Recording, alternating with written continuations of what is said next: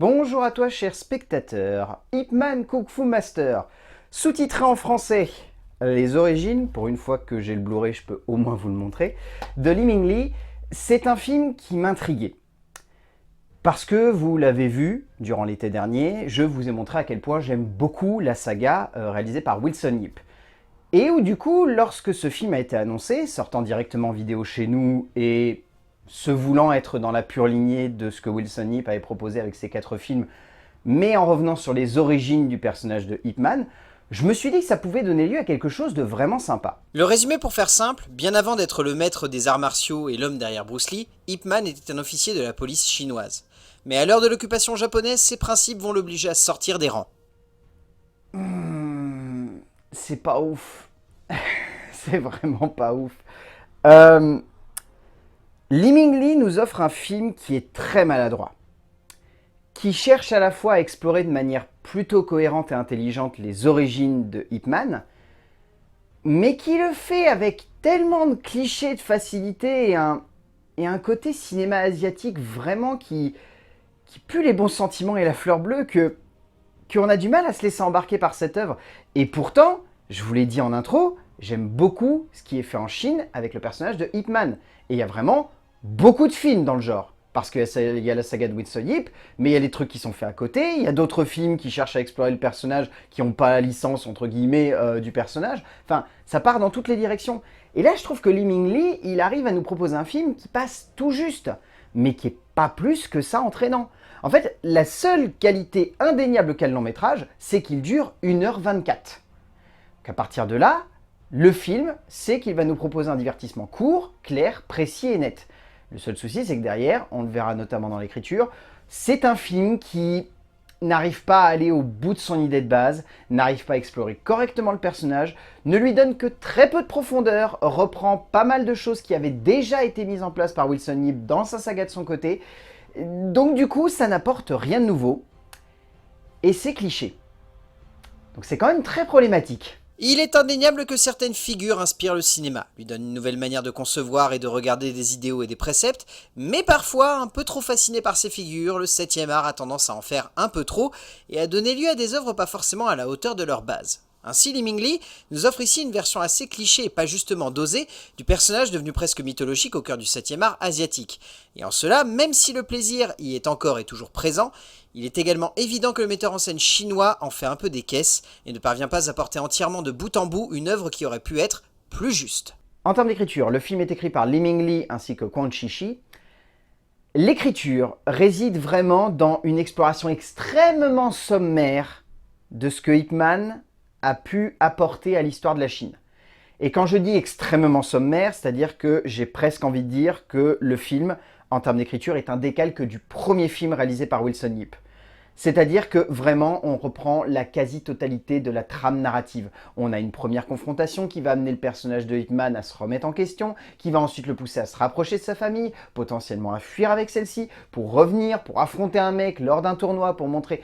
C'est vraiment la même histoire. Et pour moi, c'est très problématique parce que du coup, ça n'apporte rien au personnage. Ça n'apporte rien qu'on ne sache déjà en fait. Parce que ce qu'il y avait d'un petit peu intéressant avec les films de Wilson Yip, même si clairement ça s'épuisait au fur et à mesure que ça s'avançait, notamment dans le 3, il y avait quand même une exploration du lien qu'entretenait Ip Man avec sa femme, du lien qu'il allait entretenir avec son fils, de la connexion qu'il allait y avoir entre lui et certains amis au fur et à mesure que l'histoire de la Chine avançait, jusqu'à arriver donc dans ces fameuses années 70 où on retrouve le personnage de Bruce Lee. Enfin, à partir de là, le film construisait quelque chose d'intéressant. Là, ici, Lee et Shi ne développent rien de plus, ne cherchent pas à appuyer plus que ça la profondeur qu'il peut y avoir entre le lien que va entretenir le personnage de Ip Man avec ce fameux maître d'armes qu'il va rencontrer et avec qui il va parcourir un bout d'histoire. Enfin, il n'y a aucune véritable connexion qui est créée et pour moi c'est très problématique parce que du coup on a du mal à s'accrocher aux personnages et on a du mal à se dire ces personnages sont intéressants et j'ai envie de voir jusqu'où ils vont aller.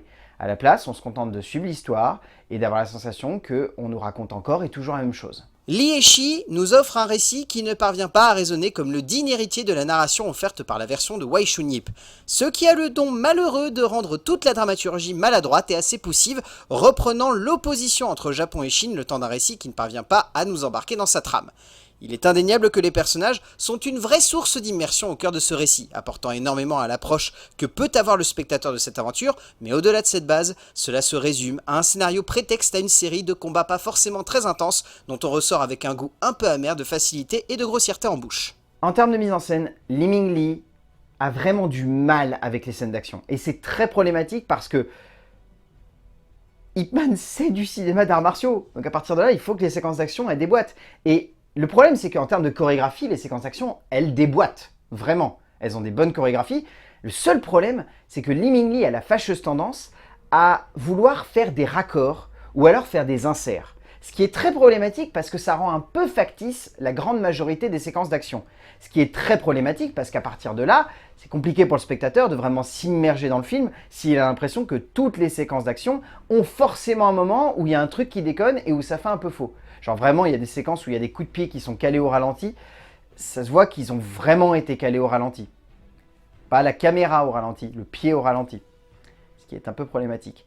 Et il y a un autre problème, c'est que Lee Ming-lee a la fâcheuse tendance à vouloir faire constamment des fondus au noir pour faire des raccords entre des scènes. Mais alors des fondus en noir qui ne sont jamais justifiés. Des fois, c'est des fondus en noir, alors que ce qu'on va avoir juste après, ça se passe littéralement 10 secondes après la fin du plan. Donc c'est très problématique parce qu'il y a cette sensation de manque de logique dans les raccords, etc., qui plombe un peu le récit.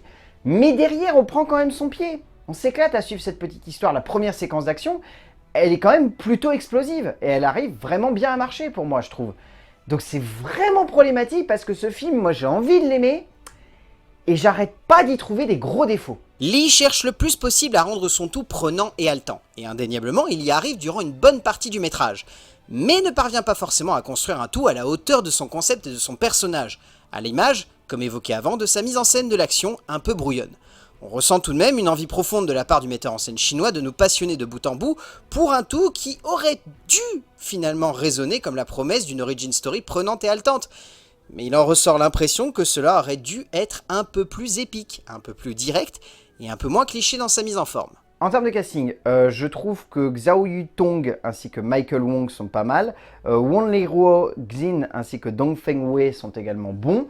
La grande majorité du casting s'en sort pas mal. Je dirais pas que c'est parfait, il y a même des séquences où ils sont un peu en surjeu, et là clairement ça se voit qu'ils sont en surjeu, mais il y a quand même pas mal de séquences où ils sont bons, où ils sont attachants. L'acteur principal, c'est problématique, parce que comme je l'ai dit, déjà je pense que ça n'est pas lui qui fait les 3/4 des séquences d'action, soyons sincères, je pense que c'est un autre, enfin c'est bizarre, sur la fiche IMDb, il y a un mec qui s'appelle Matt Fowler, qui est crédité en tant qu'Ip Man. Donc il est possible que ce soit lui en fait qui fasse toutes les séquences de baston.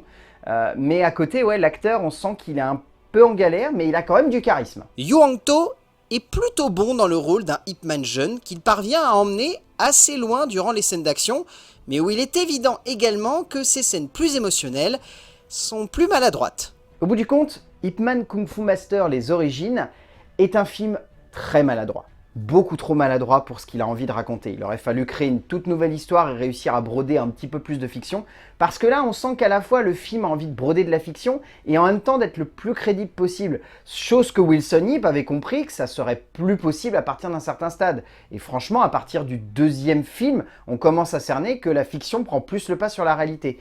Là, c'est un peu problématique, ça plombe pas mal le métrage, ça fait qu'à côté en plus les scènes d'action, vu qu'elles sont pas folles en termes de mise en scène, on n'a pas forcément plus que ça envie de s'y accrocher, mais le film a quand même une espèce d'atmosphère, un petit cachet, une ambiance qui arrive à le porter. Donc Ip Man Kung Fu Master, les origines de Lee Ming-lee, pourquoi pas si vous avez vraiment rien d'autre à mater en ce moment. Parce que dans le genre, je pense qu'il vaut mieux se retaper toute la saga Ip Man, y compris le spin-off qui est quand même très cool, plutôt que de passer par cette case-là. Parce que dans le genre, ça reste quand même un peu décevant. A plus.